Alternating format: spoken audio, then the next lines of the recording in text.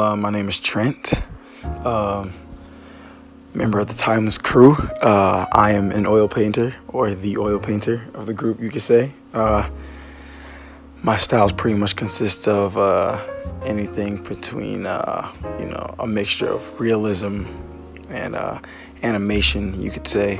I have some, experience, background in animation.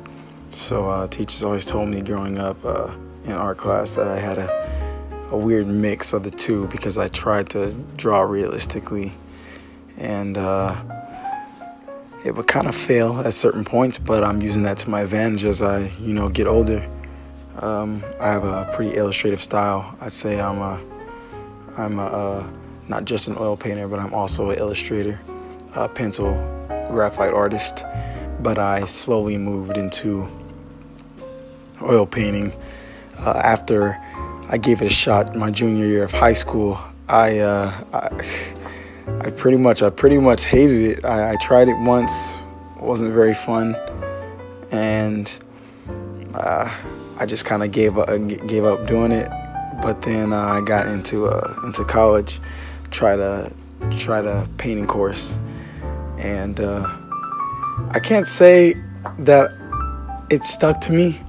I took the course because I did need it, for requirements to graduate with AA in fine art. But I think what did it for me is we took a quote unquote field trip, because college classes don't really take field trips, but for some strange reason we all went to the art museum, to study some art, and saw these paintings. I went to LACMA actually, and I was like, oh man, these things are brilliant. I was looking at them, how do you do this? And I completely jumped into trying to paint pictures of faces and portraits because I already had experience in drawing faces. So I wanted to add the monster of color. And they said, oh, you gotta, learn the basics first, paint objects, still lifes. And those were boring. I couldn't stand doing those.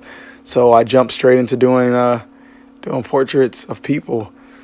And my first one wasn't very good, but it was my first steps that I had to take, and I'm glad that I took them because it was uncomfortable. I wasn't very comfortable with the medium, but I did it anyway, and I loved it. I loved doing it. I loved the process. After that, I started, a lot of guys and girls inspired me to paint. Some of my favorite artists right now, including tattoo artists, would be Nico Hurtado. He's also an oil painter, an incredible painter. Natalia Fabia, which I saw her at my own local little art museum in Long Beach. She had some pieces up for an exhibit there. Oh man, I can't even. There's Marco Grassi. There's Aaron Nagel. Man, there's a lot of people that inspire me. Not just painters, not just photographers. Man, I couldn't name them unless I can bring my Instagram up and I can name off a few of them. But I'm inspired by painters, illustrators, comic book artists, photographers, film, writing, everything that tells a story can inspire me and inspire my work. But when it comes to my actual portrait paintings, the things that make me, the thing that makes me tick is